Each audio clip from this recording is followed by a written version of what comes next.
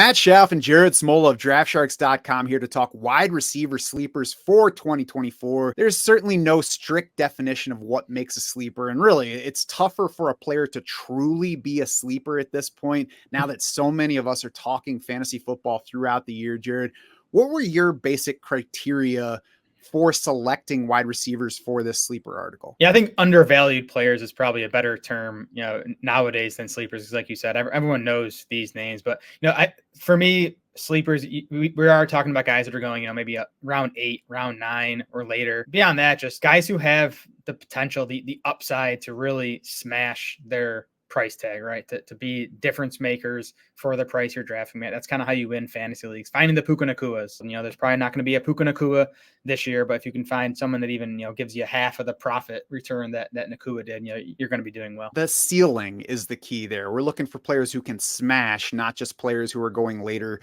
than they should. And that's why we do ceiling projections for every player. You can find them inside your draft war room. They also factor into those 3D values, which you can see displayed on our rankings pages and in various other places on the site. Those 3D values indicate that it's not a strict player projection. It's lots of different factors considering that range of outcomes. And really what we're looking for here is, like you said, a guy that you can get late, but has the potential to change your season, to give you huge value versus where you drafted him. I think developing that range in our projections has made our draft rankings stronger. I think anybody, Jared, can come up with baseline projections, but those are ultimately a median. We all know that some guys are going to outperform that projection. Some guys are going to underperform. So you're going to draft better if you factor in that range of potential outcomes, as we do on DraftSharks.com. Let's jump into our 3 sleeper wide receivers here. And it starts with number 1, Christian Watson. For me, the first selling point with Watson, Jared, is his price. He's wide receiver 45 in best ball ADP, which should be his ideal format, especially when you're talking half PPR on Underdog, which is what drives the best ball ADP that we display on Draft Sharks. So tell me more about why I should be buying Christian Watson. Yeah, like you said, just a classic post-hype sleeper, right? Like, this is a guy everyone was excited for last year. He was going in the 4th round of fantasy drafts. Now he's going, 4, 5, 6 rounds later. So like you said, Matt, that's the first selling point for him. Watson obviously disappointed last year, largely because of the hamstring injuries. He had 2 separate hamstring injuries, cost him 8 total games. There was a lot to like, though, still in his other 9 games. As he did as a rookie, he played a very fantasy-friendly role last year. Not all targets are created equal, and that's very important for Christian Watson. Like, if you look at his 9 games, he only averaged 5.9 targets per game. Not a great number, but still,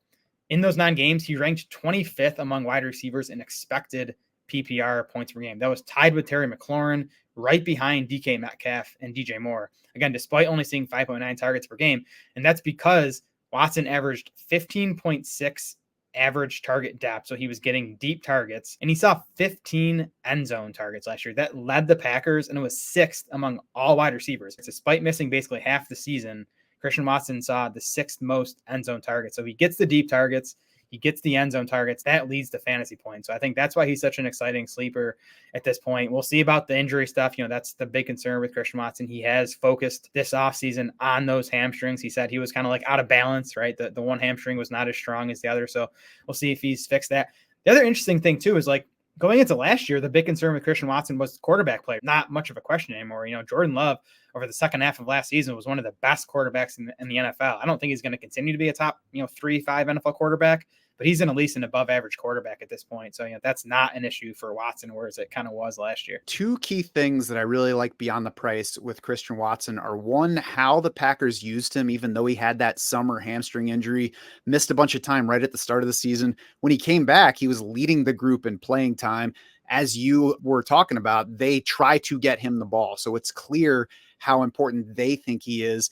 And the hamstring thing is worrisome, and we'll see where it goes, but he specifically got it studied. You said they found an asymmetry is what he said, and that he's been working on his workout plan to make up for that. So it's not just, I'm going to try to work harder to make sure it doesn't happen again. It's, we specifically did this. We specifically found that, and I'm specifically working on this.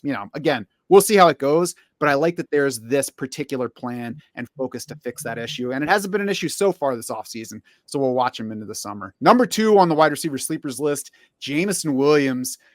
I'm a little wary of him, Jared. So why don't you start with the buy case for him? Well, I mean, you're not wrong to be worried about him because it's been a very rocky road for Jameson Williams so far. Obviously, missed the first 11 games of his rookie season in 2022, working back from an ACL tear, and then played limited snaps over his final 6 games of that season. Last year starts with a gambling suspension, cost him the first 4 games of the year, and then, not surprisingly, he returned to a part-time role over his next 5 games. Over the second half of last season, though, we did see his role expand. He ran a pass route on 60% of Detroit's pass plays from week 11 through week 17. And then in the playoffs, and this is the part I really like, in the playoffs, in the most important games of the entire season, Jameson Williams ran a route on 78% of the Lions pass play. So basically a full-time player in the playoffs. Dan Campbell's hyped up Jameson Williams quite a bit this offseason. And Dan Campbell's not a coach who, throws love around half-heartedly, right? Like, I think when he talks up a player and talks up Williams' progress, I think he means it. I think that should be meaningful to us.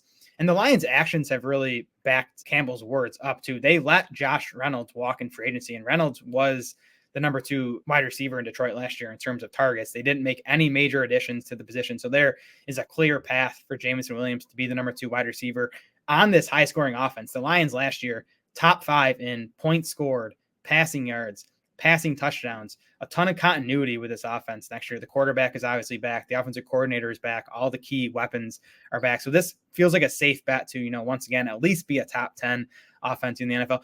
My last note on just the Lions in general, and something that definitely is going to help Jameson Williams, they only have 3 outdoor games this entire season, and one of them is against San Francisco.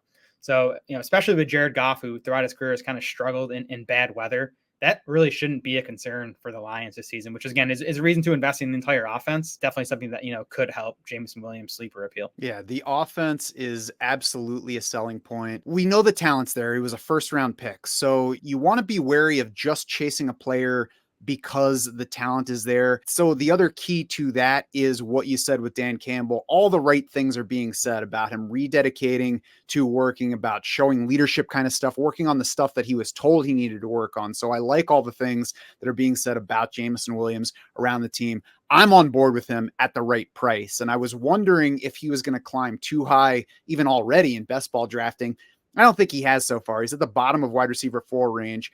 I won't be shocked if we get into training camp and into August and his ADP jumps if we keep hearing all the positive stuff coming out of Lions camp and start seeing those videos where he's making, these impressive plays in training camp practices. I won't be surprised if the price jumps from there. So I'm ready for the possibility that Jameson Williams gets priced out of range where I want to target him. He is still going to be sharing the field with Amon-Ra St. Brown, with Sam Laporta, and with a run-friendly offense. So it could be challenging to get targets. But if he stays anywhere in wide receiver 4 range, I'm far more interested in the upside case with him than any downside risk. Yeah, and you're right about the target competition. I don't think he's going to, be a guy who, gets to 120 plus targets. So I think, for lineup setting leagues, he might be more frustrating. Best ball is definitely a better spot to be targeting Jameson Williams, I think. But he also has the downfield game and the run after the catch game that can help him be more efficient on fewer targets. Gabe Davis style of production. Let's hope he can do it a little bit more consistently than Gabe Davis did in Buffalo. Yeah.